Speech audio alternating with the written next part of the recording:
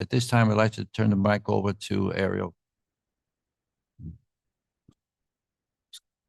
Thank you very much, Ambassador. I want to thank the organizers who keep inviting me now for 20-some years. And Walter, you're doing God's work. Thank you so much. Also, Andrei and Mikola. It is not a happy story right now, what the Russian military is doing to the Ukrainian energy infrastructure. As Margarita mentioned, they stepped up the missile attacks in 2024. They hit thermal and hydropower plants, removing 9 gigabytes of 9 gigawatts, sorry, 9 gigawatts from Ukrainian power generation capacity, and the strikes are continuing. The cost of replacing 9 gigawatts is $7 billion if you go with natural gas, and as high as $14-15 billion if you're going with wind and solar. If the EU provides that money, my recommendation would be do a combination of gas and renewables, but Ukraine needs to do what it needs to do to bring back the energy supply sooner rather than later to supply the population and renew industrial production.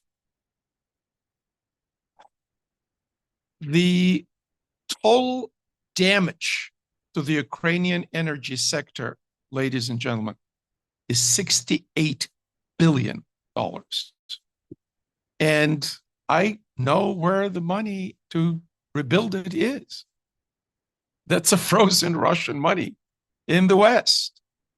But it takes leadership. It takes guts to get this compensation. Are we going to do it? Are the Europeans going to do it? Is Mr. Trump going to do it? Open question. As Nikolai Hohl wrote, where is it going? We don't have an answer.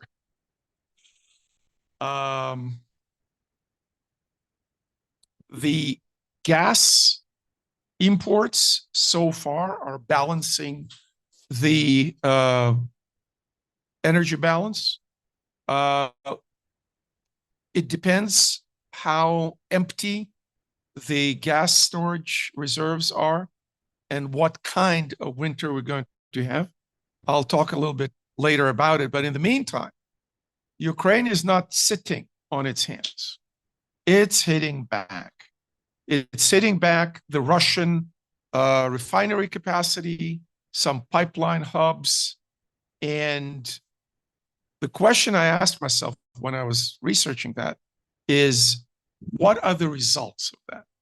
And the results are that the Russian oil exports fell 8%. You can say it's not only because of the Ukrainian attacks, it's also because of enforcement of the sanctions.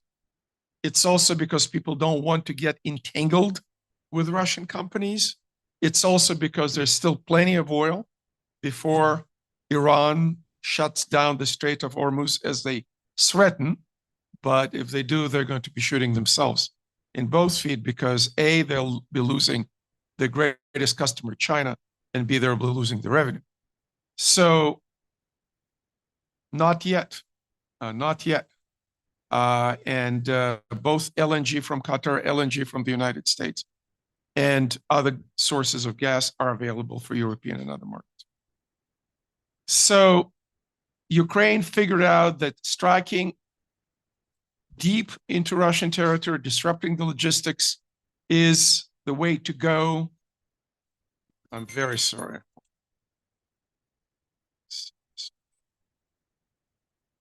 That the Russians calling.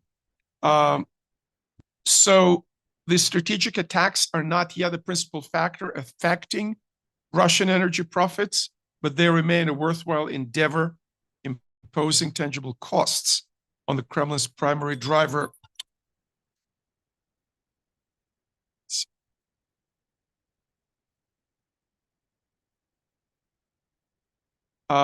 imposing losses that are estimated as 700 million with an M dollars a year. The less Russian oil appears in the global market, the more opportunities American oil sector and other exporters, Saudi Arabia, you name it, have to replace the Russian oil. And once it's replaced, it is more difficult to come back and recapture bring back your market share. The US, as we saw to our horror, tried to negotiate some kind of a natural resources and mineral deal that was quite a show to watch. In my 30 plus years in Washington, I did not see a US president behaving like that in the Oval. I don't know, my senior colleague, Ambassador Herbst, is here. Maybe he saw it in his experience, maybe not in this country, but somewhere else. A deliberate attempt to humiliate an embattled ally.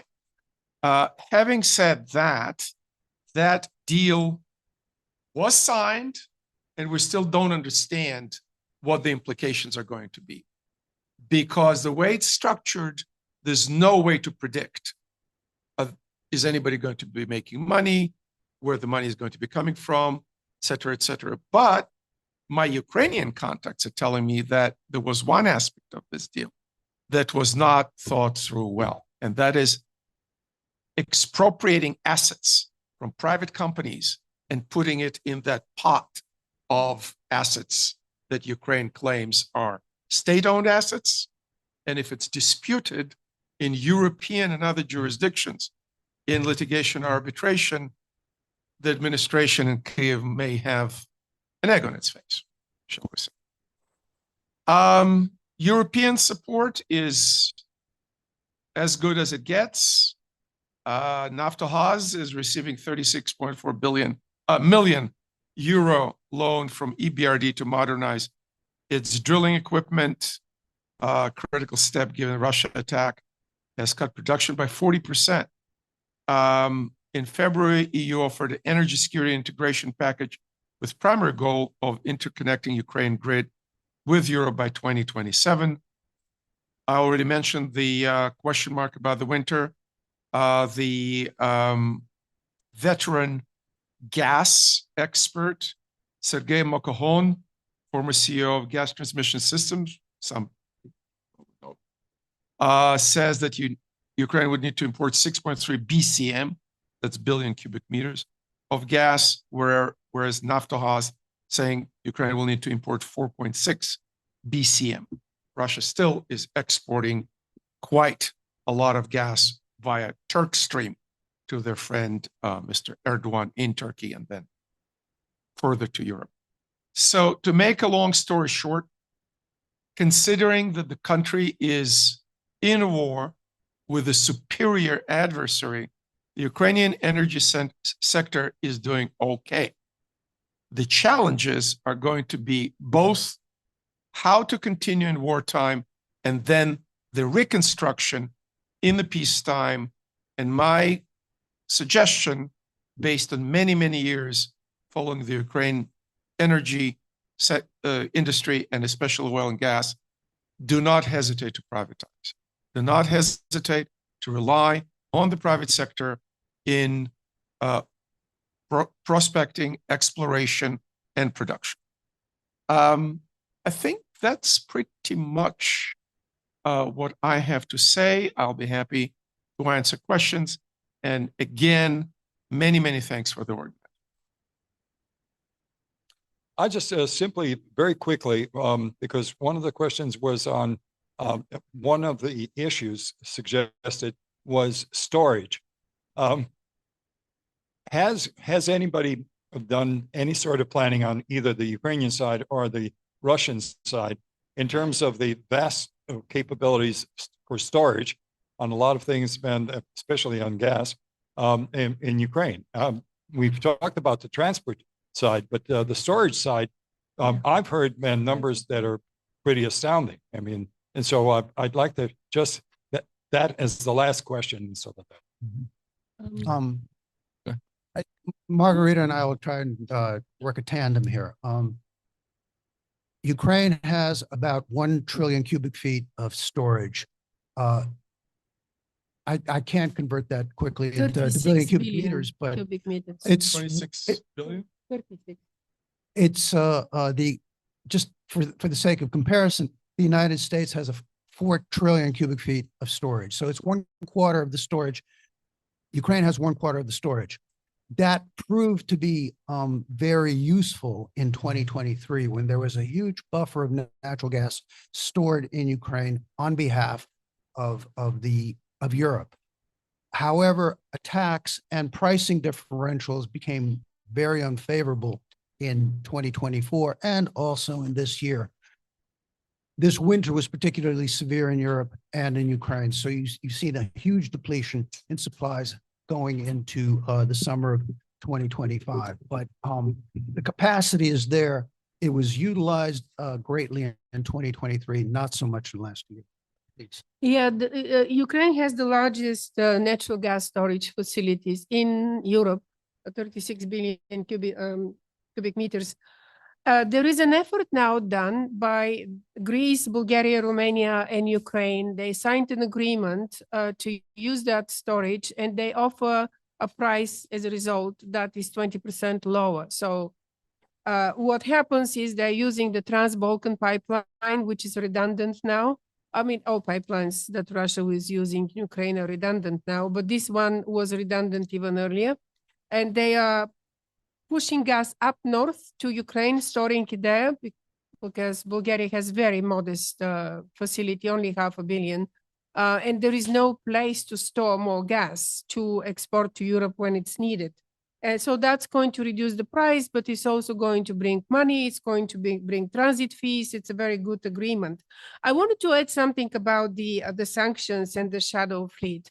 The shadow fleet has been sanctioned by the United States and by Europe in several stages. So most of the tankers of the Russian shadow fleet have been under sanctions. The Russians are buying new, smaller tankers, and they're buying them at exorbitant prices. So they spent a lot on supplying more, collecting more vehicles to export oil. But the price for Russian oil hasn't been good because of the cap on oil, which is $60 now. The Russians have to sell below that cap. Everybody tries to take advantage, of course, of the situation, and China and India are taking advantage of Russia being under sanctions. So the money is not the same. And since about between 40 and 60% of Russian budget depends on energy exports, this is affecting the money that's coming to the Russian budget. And of course, it should theoretically affect the money that's going for the war. But it's not enough. These sanctions, they have to be much, much stricter. The enforcement, much stricter, whether it's going to be a combination of lowering the cap or it's going to be a combination with certain tariffs that collected at the Bosphorus. But a lot more needs to be done. One last note. Russia completely lost the European market of energy. The gas market is at 25%. What used to be oil market is at 10%. There will be a law soon that's going to ban Russian gas completely in Europe. The exemptions on oil are expiring this year. So the most lucrative market has been lost. It's important to mention that. Just to add what the colleagues were saying and what is missing is that there is a supply chain from the well to the market. And 3 years into the war, we still don't have a concerted effort to go from the well. What does it mean from the well? The equipment that they're getting to maintain the gas wells, to maintain the pumping stations, to maintain the valves or whatever, right? Plus financing, transportation, insurance, and shipping. Every stage of the way needs to be targeted methodically. And it's not happening, not on our side and not in Europe. And because we're not coordinating now between Washington and the European capitals, it's making it more difficult, not less difficult, 3 years into the war, to sanctions the oil and gas and finance supply chains of Russia. Well, that concludes our panel presentations and the Q&A session. I think we're ready to take an evaluation of the energy sector in Ukraine. And so what I would do is ask each of the panelists in alphabetical order again to rate Ukraine, 1 to 5, to rate Ukraine in terms of its progress or lack of progress. You give us a number and you can have a comment on it. And the rating system is 1 to 5, 1 being the lowest, 5 being the best. You could do halves also. Well, I mean, just starting off, it's, I give Ukraine a 3, but it's because of existential situations. It's at war. It's generating capacity is grossly impaired, any number of other things, but it's a 5 for effort. So I absolutely agree with this. It's 5 for effort, and it's 5+, in my opinion, for effort, because it's unbelievable what the workers of these energy companies are doing given the situation. Otherwise, the energy sector is undergoing some reforms. I wouldn't say that it's not. Decentralization, as I mentioned, is going on. The government is working. The companies that are managing those resources are getting out of different regulations that they don't need anymore. So yeah, I would say 3 for the state of the energy sector, but 5 for it. Last year, I think I gave Ukraine 5, right? I will probably give overall 4 with 3 for the condition and 5 for the effort. I really think that to the extent Ukraine can, it needs to squeeze the mismanagement and corruption from the system. But it's not the energy assets, it's the management, the governance.